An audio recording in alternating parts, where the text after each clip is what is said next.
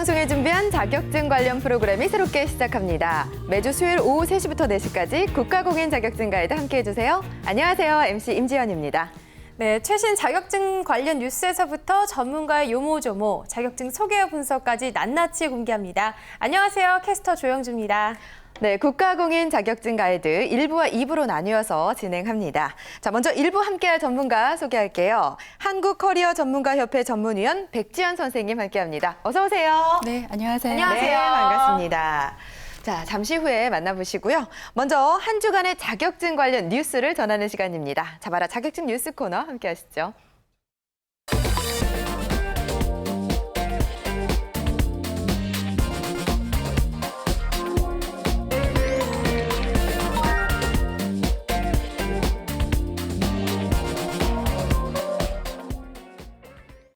네, 자격증 관련 최신 소식들을 알아보는 시간입니다. 잡아라 자격증 뉴스. 이번 시간은 영주 씨가 준비해 오셨죠? 어떤 소식인가요? 네, 한 주간의 따끈따끈한 자격증 관련 뉴스를 전해드리는 잡아라 자격증 뉴스 코너입니다.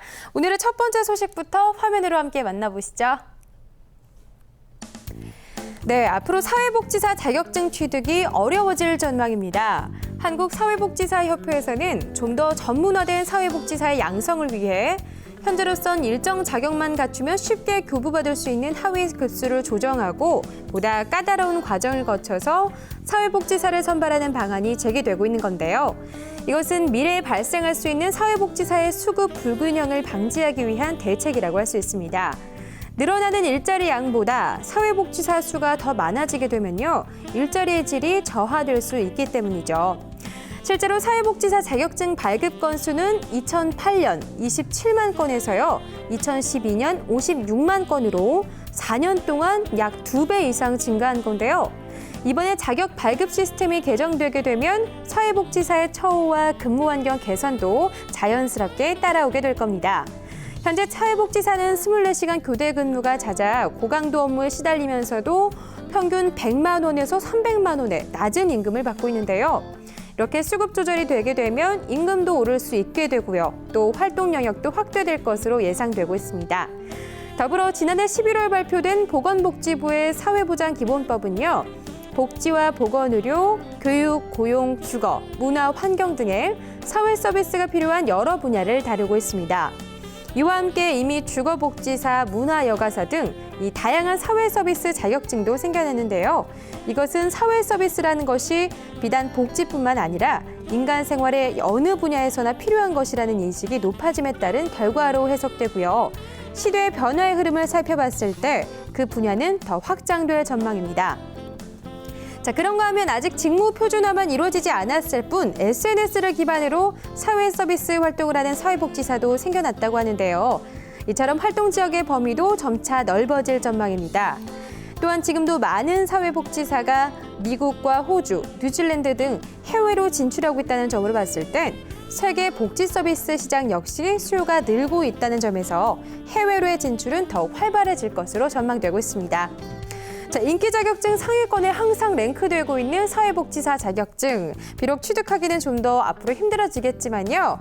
한번 땄다 하면 임금도 오를 테고 또 활동할 수 있는 범위도 점차 늘어나게 될 테니까요. 용기 잃지 마시고 끈기 있게 도전해 보시기 바랍니다. 이런 긍정적인 효과들만 보더라도요, 자격증 수급 조절은 반드시 필요한 조치가 아니었나 생각되네요. 자, 다음 뉴스로 넘어가 보도록 하겠습니다.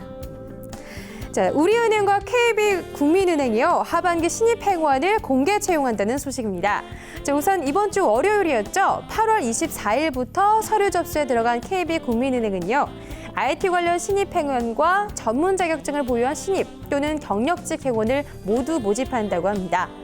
일반 신입 행원의 지원 자격에는 제한이 따로 없는데요. 다만 IT 관련 행원은 CISA 정보 시스템 감사, 정보보호 전문가, 정보처리기사 등의 자격증을 반드시 보유해야 합니다. 또 전문 자격 분야 신입 또는 경력 분야에서는요, 변호사, 공인회계사, 세무사, 보험 계리사, 감정평가사, 재무분석사, 공인노무사 등의 자격증을 소지한 사람이 바로 그 대상이 됩니다. 지원 접수는 9월 9일 오후 6시까지 가능하고요. KB국민은행 인터넷 홈페이지에서 하시면 됩니다. 서류 전형 합격자 발표는 10월 1일 오후 6시인데요. 필기 전형은 사흘 뒤인 10월 4일에 치러집니다. 자, 그리고 또 한 가지 우리은행이요. 계열사인 우리카드와 우리 FIS와 함께 총 240명 내외의 하반기 공동 채용을 실시합니다. 이번 공채를 통해서 우리은행은요, 일반 직군 신입 행원 200여 명, 우리카드와 우리 FIS가 각각 20명 내외로 총 240여 명을 선발할 예정인데요. 이로써 우리은행을 포함한 3사는 그룹 시너지 확대를 위해서 캠퍼스 리크루팅을 비롯한 채용 홍보부터 전형 진행과 연수까지 공동으로 진행하게 됩니다. 원서 접수는 다음 달 9월 14일까지고요. 10월 중 서류 합격자를 발표한 뒤 그들을 대상으로 1차 실무진 면접, 2차 임원 면접 등을 거쳐서 11월 중에 최종 합격자를 선발하게 됩니다. 또 이번 공개 채용에서는요, 각각의 우대 사항들이 참 많습니다. 자, 나에게 해당되는 사항들이 있는지 꼼꼼히 확인해 보시고요. 당당하게 우대 받으시길 바랄게요. 보이시는 우대 정보들 확인하시길 바랍니다. 네, 지금까지 잡아라 자격증 뉴스였습니다. 네, 영주 씨가 준비한 자격증 관련 최신 소식들 잘 들었습니다. 자, 은행권의 하반기 공채가 시작되나요? 우리은행과 또 국민은행의 하반기 공채가 시작됐다고 하는데요. 모쪼록 준비하시는 분들의 선전을 기원하겠습니다. 자, 이제부터 본격적으로 자격증에 대해 파헤쳐보는 순서 시작할게요. 모두의 자격증 코너 준비되어 있습니다.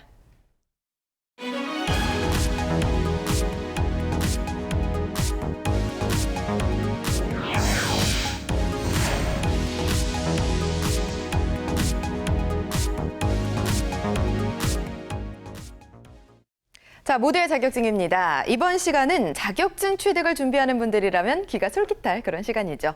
인기가 좋고 많은 분들이 준비하고 있는 자격증을 소개해드립니다. 자, 오늘 백지연 선생님께서 소개해 주실 자격증 어떤 건가요? 네, 오늘 제가 말씀드릴 임상심리사라는 자격증에 대해서 말씀드리겠습니다. 네. 임상이라는 말은 많이들 들어보셨을 거예요. 예. 그래서 임상이라는 것은 환자의 질병을 치료하거나 진단을 하고 또 그에 바탕으로 해서 의학적인 연구를 하는 것을 말하는데요. 우리가 임상심리사니까 심리적 장애가 있는 사람에게 심리평가나 심리검사 또 재활 프로그램을 개발하거나 실시를 하고 심리상담과 심리학적 지식을 바탕으로 해서 자문을 하는 사람을 말합니다.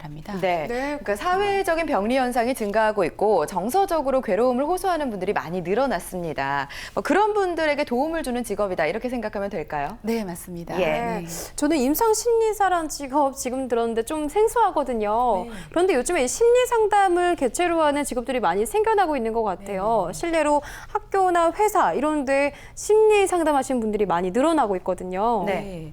임상심리사는 2002년에 신설된 국가기술 자격증 33개 종목 중에 하나이고요. 네. 국민의 건강을 증진하고 보호하고 또 개인의 삶의 질을 높이기 위해서 상담을 통한 치료나 재활이 굉장히 필요한 걸로 나타나게 되었죠. 그래서 네. 1급과 2급으로 나누어서 선발을 하고요. 정신보건법이 제정되고 사회적 수요가 증가함에 따라서 임상심리사의 진출은 최근 뚜렷하게 증가하는 추세에 있습니다. 네. 그러니까 정신보건법의 제정이라든지 사회적인 수요에 따라서 생겨난 자격증이라고 말씀을 해주셨는데요. 사실 많은 분들이 상담이나 또 도움을 필요로 하고 있습니다. 이분들이 정확하게 어떤 일을 하는지 좀 얘기를 해주실까요? 네, 우울증이나 불안 장애 등 정신 건강과 관련되는 문제라든가 또 신경증으로 보는 모든 장애에 대해서 임상심리학과나 상담 심리학적 지식을 활용해서 심리평가, 심리 상담 및 치료, 심리 재활, 심리 자문 등의 업무를 수행하고 있습니다. 네, 그렇군요. 사실 많은 분들이 병원에 가는 거에 대한 두려움이 있어요. 네, 근데 맞아요. 이분들이 하는 일들 같은 경우에는 병원에서 하는 건지 상담센터에서 하는 네. 건지 어디에서 일을 하시나요? 네, 임상심리사는 주로 심리상담에서 인지나 정서, 행동적인 심리 상담을 하지만 네. 정신과 의사처럼 약물 치료는 하지 않습니다. 예. 네, 그래서 주로 진출하는 영역은 법무부, 또 문화관광부 산하의 각종 상담소, 또 정신과 병원, 심리상담 기관이나 사회복지 시설, 네. 그다음에 재활센터에서 주로 근무를 하고요. 또 개인이나 또 여러 명이 모여서 심리상담센터를 개업하고 운영도 할 수 있습니다. 예. 또 이외에도 사회복지기관, 학교, 병원의 재활의학과나 신경과, 또 심리건강 관련 연구소 등에서 다양한 사회기관에 진출을 할 수 있습니다. 네. 그러니까 주로 이제 심리 상담을 해주고 계시지만 약물 치료는 하지 않는다. 이렇게 알면 될 것 같습니다. 네. 자, 굉장히 다양한 분야로 진출을 할 수가 있네요. 많은 얘기를 해주셨어요. 그러게요. 예. 취업도 가능하고 지금 개업도 가능하다고 말씀하셔서 특별히 또 관심이 가기 시작했는데요. 요즘 참 정신건강 중요하게 여겨지고 있습니다. 네. 예전처럼 또 심리상담 받고 정신과에 가거나 이런 거에 대해서는 점차 거부감이 또 줄어들고 있거든요. 그렇죠. 그런 추세잖아요. 예, 요즘에는 그 많은 분들이 정서적으로 괴로워하고 있는데 이런 분들을 도와줄 수 있는 그런 직업 그리고 자격증으로 떠오르고 있는 것 같습니다. 네. 1급과 2급으로 나누어서 선발을 한다고 하는데 급수별로 좀 역할이 다른가 봐요, 선생님? 네, 그렇습니다. 네. 제가 1급을 먼저 말씀드리면 예. 1급의 경우에는 임상심리학적 서비스 업무에 그 전반에 대한 전문적인 지식이나 네. 기술을 숙지하고 있는 고급 인력으로 알고 계시면 될 것 같고요. 병원이나 학교, 또 각종 치료 상담 기관이나 재활센터, 사회복귀 시설, 네. 그다음에 교도소나 군 및 관공서, 또 기타 심리건강 서비스 관련 기관에서 다양한 문제의 영역에 대해서 심리평가, 치료 상담, 심리재활, 심리교육, 심리자문 활동을 수행하고 네. 임상실무에서는 2급의 임상심리사들을 지도하거나 감독하는 역할을 하고 있습니다. 네. 예, 2급을 말씀을 드리면요. 임상심리사의 업무를 수행하는 데 필요한 기초적인 지식과 기술을 숙지하고 있는 전문 인력인데요. 관련 기관에서 문제의 심도가 다소 가벼운 네. 또 좀 더 일반적인 문제 영역에 대한 심리 검사, 심리 상담, 심리 재활, 심리 교육 활동을 수행하고 임상 실무에서는 1급 임상 심리사의 업무를 보조하는 역할을 하고 있습니다. 네. 이렇게 얘기를 듣고 보니까 1급이 이제 더 상위의 개념이라고 생각을 할 수 있을 것 같아요. 그렇죠. 네. 아무래도 그러면 시험도 달리 볼 것 같은데 네. 시험 일정이라든지 시험에 대해서 얘기를 좀 해주세요. 네, 임상심리사 1급은 산업인력공단 주관으로 해서 연 1회 치러지게 됩니다. 그래서 올해의 경우에는 필기시험 원서 접수가 8월 21일에서 27일로 내일까지가 되겠습니다. 그러네요. 예, 예. 지금 응시 원서 접수 기간이고요. 필기시험 합격자 발표가 10월에 있을 예정이며 예. 실기시험 11월 달에 걸쳐서 최종 합격자 발표는 12월 18일에 있습니다. 네. 예, 2급을 말씀드리면요. 2급은 연 2회 치러지게 됩니다. 예. 그래서 2월과 7월 각각 필기시험 원서 접수를 해서 네. 3월과 8월에 필기시험이 있고요. 실기시험은 4월과 10월에 있고 네. 예, 최종 합격자 발표는 5월 29일과 11월 13일이 되겠습니다. 예. 네, 1급 시험의 접수가 원서 접수가 내일까지라는 점 참고하시면 좋을 것 같고요. 네. 일단 저는 응시 자격에 대해서 좀 여쭐 텐데 네. 관련 전공이라던가 관련 경험이 좀 있어야지 응시 자격에 해당되는 건가요, 선생님? 네네.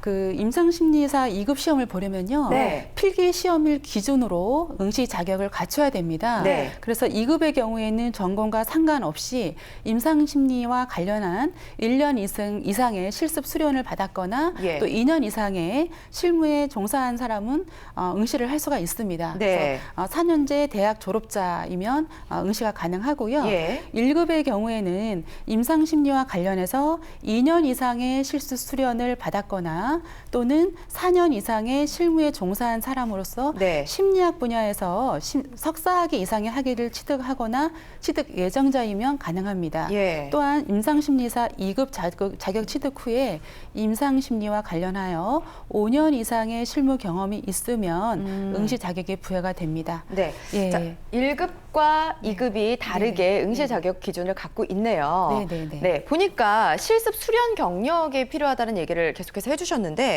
실습 수련이 어떤 건지 그리고 어디서 수련을 받아야지 공신력을 인정받을 수 있는지 이런 게 네네. 궁금합니다. 예, 실습 수련은 일반적으로 대학이나 대학원 심리학과 재학생들이 전공 이수 과목으로 해서 병원이나 상담센터 등에서 2학기 이상을 수련을 받게 됩니다. 네. 그러면 선생님 비전공자 같은 경우는 어떻게 하면 응시 자격을 갖출 수 있을까요? 네네. 비전공자의 경우에도 일반적으로 사설 기관에서 1년 동안 진행하고 있는 임상심리사 2급 실습 수련 과정이 있습니다. 네. 그래서 그 과정을 받으면 응시 자격을 갖출 수가 있고요.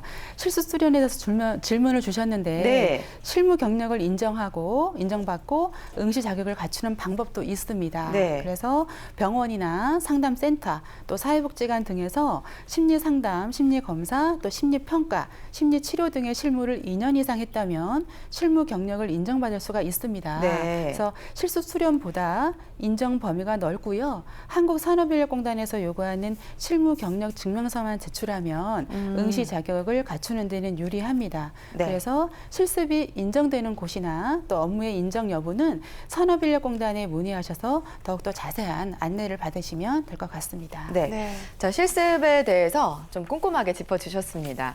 근데 실습 수련을 받아야 할 정도라면 아무래도 좀 엄격한 기준을 갖고 있는 것 같다 그런 생각이 드는데요. 네. 자격증 시험도 좀 어렵지 않을까라고 걱정이 되는데 어때요? 좀 어려운가요? 모든 시험이 다 어렵다고 네, 저는 말씀드리고 싶은데요. 네. 자, 2급을 먼저 말씀드리면 2급은 필기와 실기로 나뉘어집니다. 그래서 필기 시험 과목을 말씀드리면 심리학 개론, 이상심리학, 심리검사, 또 임상심리학, 심리상담의 5개 과목으로 이루어지고 있고요. 네. 1급은 임상심리, 임상심리 한 과목이지만 한 과목으로 칠해지게 됩니다. 네. 자, 계속해서 말씀해 주시죠. 네, 합격 기준을 말씀드리겠습니다. 이 합격 기준은 필기가 5개 과목에 대해서 객관식으로 이루어져 있고요. 총 100문항이 2시간 30분 동안 진행이 됩니다.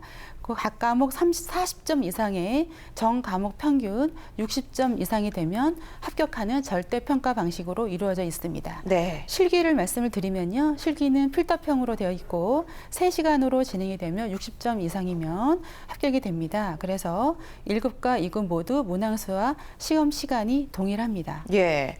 보니까 그 밑에 뭐 출제 경향 같은 게 나와 있었어요. 아무래도 자격증 시험이니만큼 좀 전략 같은 것도 있을 것 같고 트렌드도 있을 것 같은데 이런 부분 우리 시청자분들이 굉장히 기다리고 있는 부분이거든요. 네.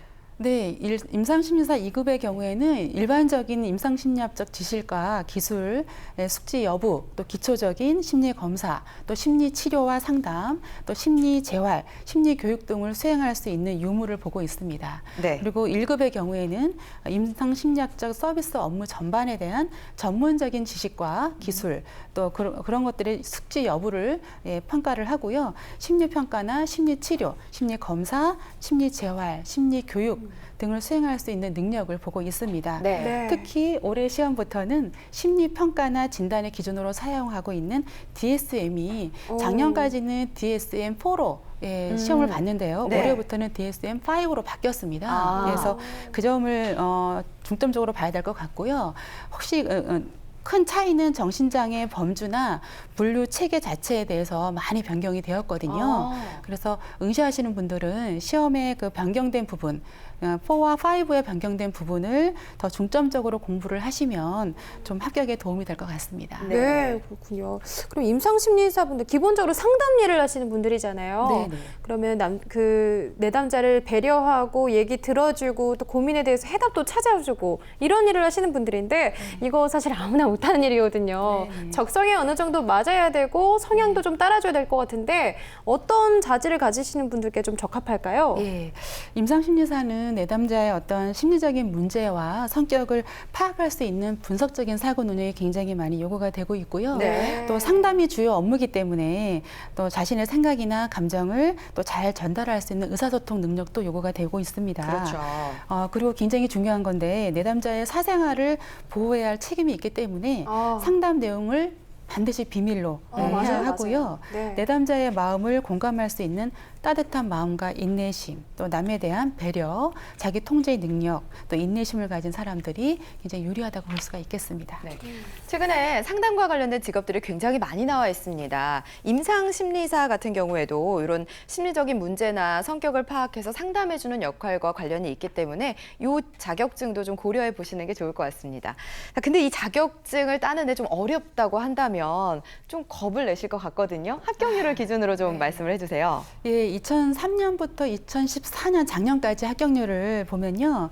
필기는 평균 한 84%의 높은 좋네요. 합격률을 보이고 있습니다. 네. 근데 이제 실기는 임상신문 한 과목이지만 필기 시험 과목이 아까 5과목이었잖아요. 네. 그 5과목의 내용이나 범위가 똑같거든요. 아, 실기 시험도. 네. 그래서 실기 시험은 필답형으로 시험이 진행이 되기 때문에 합격률이 필기 시험보다는 굉장히 많이 낮습니다. 네. 그래서 기본 개념과 이론에 대한 이해, 또 주관식의 답안 작성 연습을 좀 직접 작성하는 연습을 많이들 해야 단기에 합격할 수 있다고 보여집니다. 네. 1급의 경우에는 2009년부터 2014년까지의 네. 합격률을 보면요. 예. 필기는 평균 40%, 실기는 13%의 합격률을 보이고 있습니다. 네네. 역시 어렵군요. 그러네요. 어렵네요. 네. 근데 아무래도 좀 이 직업에 대해서, 이 자격증에 대해서 접하다 보니까 우리 여성분들에게 좀 적합한 그런 자격증이 아닐까라는 생각도 들었는데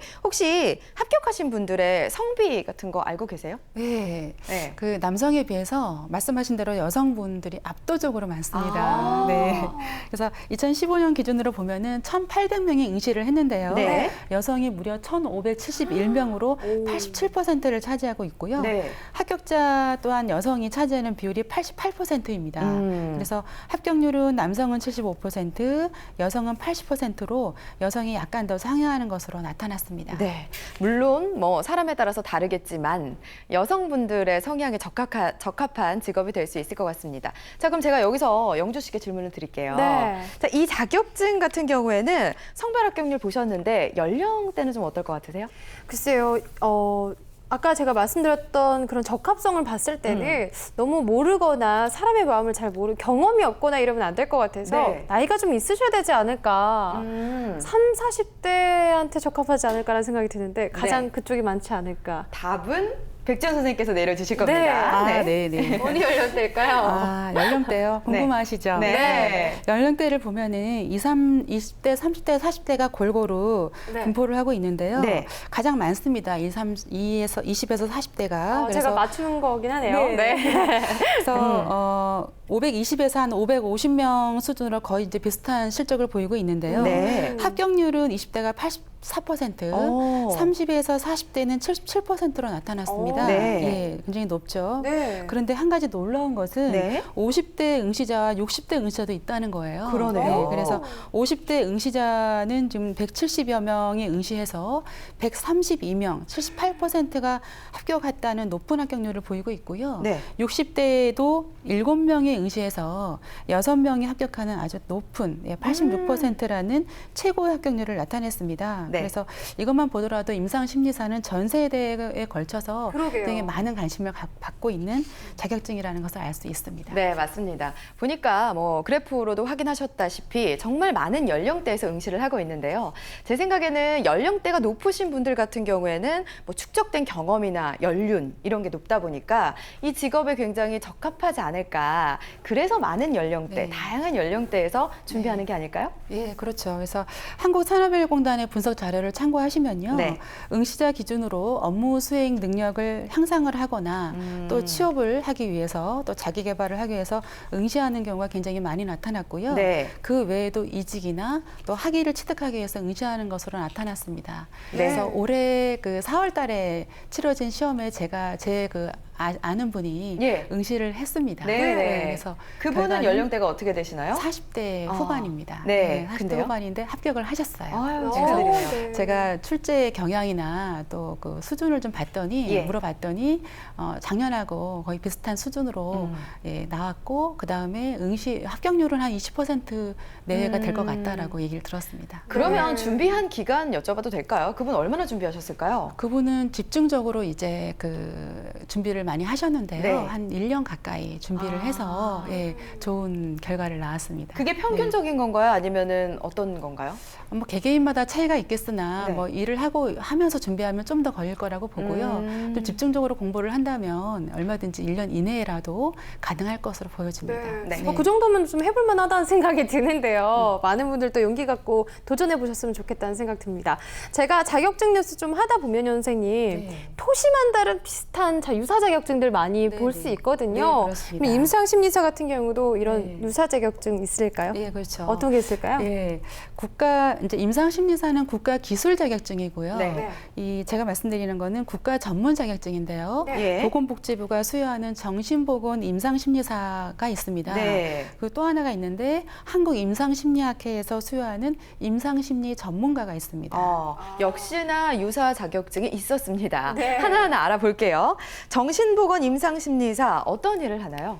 네, 정신보건 임상심리사는 정신질환자에 대해서 심리평가 또 정신질환자가 사회복귀를 빨리 할 수 있도록 생활훈련이나 작업훈련, 그다음에 정신질환자와 그 가족에 대해서도 교육이나 네. 지도 또 상담, 종신보건에 대한 조사, 연구 등의 활동을 수행하고 있습니다. 네. 그래서 기타 자세한 사항은 한국산업인력공단이나 보건복지부 홈페이지에 문의를 하시면 더 자세한 사항을 알 수가 있으실 겁니다. 네. 자, 그럼 이제 임상심리 전문가에 대해서 알아보겠습니다. 이름 뒤에 전문가가 붙었어요. 네. 좀 더 상위의 개념이지 않을까 추측을 해봅니다. 네네. 네. 임상심리 전문가는 한국임상심리학회가 인정하는 가장 최고의 임상심리 분야의 가장 최고의 자격증이고요. 네. 심리평가, 심리치료와 개인적으로 창업도 할 수가 있고요. 임상심리사들을 수련시키거나 또 연구를 행하는 가장 권한이 높은 면허라고 보시면 되겠습니다. 가장 권한이 높은 면허라고 합니다. 네. 최고의 자격증이라고 하니까 또 그러게요. 이것도 제가 좀 망설여지는 게 응시 자격에 대해서 여쭈고 싶어요, 선생님. 네네. 임상심리 전문가의 경우는 아까 임상심리 상담사와 다른 응시 자격을 갖고 있을까요? 조금 네, 더 그렇습니다. 많은 걸 요구할까요? 네네. 임상심리학을 전공한 자여야 됩니다. 아. 그래서 임상심리학을 전공한 자로서 학회가 인정하는 임상심리 전문가의 감독하에 3년의 수련을 마쳐야 됩니다. 수련이 필요하네요. 네. 자, 이 수련 같은 경우는 어디서 받을 수 있는 거예요? 정신과가 있는 종합병원이나 또 네. 정신병원, 또 재활기관, 상담소나 임상활동을 할 수 있는 다양한 시설이 가능합니다. 네. 그래서 단 입원 시설이 있는 정신과에서 수련이 1년 이상 있어야 되고요. 사실상 그 자신을 전담, 지도, 감독할 수 있는 전문가가 있다면 네. 어느 곳에서도 수련이 가능합니다. 네. 네. 그럼 지금 말씀해주신 유사 자격증 세 가지 중에서 네. 어떤 게 가장 상위 개념에 있는지 어떤 네. 단계를 밟아가야 하는지도 네. 좀 설명해 주세요. 이 업계에서는 임상심리 전문가가 가장 높은 아무래도 전문가니까. 네, 그렇습니다. 그리고 시험 그 자격을 주어지는 데 있어서도 가장 자격이 좀 까다롭다고 볼 수가 있고요. 네. 그 다음에 임상심리사라고 보시면 될 것 같습니다. 네. 선생님, 그러면 제가 궁금한 게 생겼는데요. 좀 까다로운 것 같아요. 자격증을 따는 데 있어서. 네. 연봉이 궁금해요. 좀 맞아요. 그만한 어떤 수준이 따라야 하지 않을까. 그래야 네. 노력할 만한 가치가 있지 않을까라는 네. 생각이 드는데 연봉 수준이 어느 정도 되나요? 그러니까 임상심리사 같은 경우에는 예. 이제 어떤 병원, 이제 약물 치료만 하지 않는다 뿐이지 굉장히 전문가적인 능력이라든가 지식이 필요하기 때문에 네. 일반 상담 심리계에서는 굉장히 높은 연봉을 받고 있습니다. 예. 네, 그렇군요. 네, 제가 아까 추가적으로 응시 자격에 대해서 말씀을 한 가지 더 드릴 게 있는데 네, 말씀드려도 네. 될까요? 말씀해 주세요. 그 임상심리사를 보려면 이제 필기 시험을 기준으로 응시 자격을 갖춰야 된다 그랬잖아요. 네. 근데 최근에 이제 행정심판이 난 사례가 있었어요. 네. 그래서 응시 자격에 대해서 이제 8월 초에 어떤 결과가 나왔냐면은 네. 1급의 경우에는 심리학 분야의 석사학위가 필요하죠. 네, 석사학위가 필요한데 대학원의 전공 명칭에 심리라는 용어가 포함되지 않았다고 해서 네. 임상심리자 1급의 응시 자격을 인정하지 않은 것은 잘못이라는 판정 결과가 나왔습니다. 예. 그래서 우리가 보통 심리 전공이라 하면은 우리가 전공에 심리라는 용어가 보통 들어가는데요. 네네. 요번에 사례는 어떤 거였냐면 대학원에서 미술 치료를 전공을 해서 예술 치료학 석사학위를 받은 겁니다. 네네. 그래서 취득을 하고 작년에 공단에서 실시하는 임상심리사 1급 필기시험에 응시 후 합격을 했습니다. 네. 합격을 하고 나서 학과명이나 전공명, 학위명 중에 심리라는 용어가 포함되어 있지 않다고 해서 네. 그 합격이 취소가 되었거든요. 그래서 그런 사례가 있었는데 중앙행정심판위원회에서는 예. 예술치료학의 석사학위 취득 과정에서 그 과정에 이수한 교과목을 보면 심리학과에 밀접한 네네. 관련이 있는 과목이 많기 때문에 예술치료학의 실제 심리학 분야의 학위로 인정이 된다라고 해서 공단이 시험 응시 자격을 제한하는 것은 위법 부당하다라는 가장 최근에 기사가 있었습니다. 네. 그래서 이 시험을 준비하시는 분들은 이 점을 꼭 참고를 참고하셔서 더 많은 분들이 이 시험에 관심이 있다 그러면 이 시험을 볼 수 있도록 준비를 하시면 될 것 같습니다. 네. 네, 선생님 제가 좀 한 가지 질문이 또 생겼는데요. 아까 임상심리사 같은 경우는 관련 전공이 아니어도 된다고 하셨고 네네네. 임상심리 전문가는 꼭 관련 전공이어야 한다고 말씀해 주셨는데 맞습니다. 그러면 어떤 전공이어야지 좀 접근하기가 쉬운 건지 관련 전공이 여러 가지가 있잖아요. 아무래도 심리.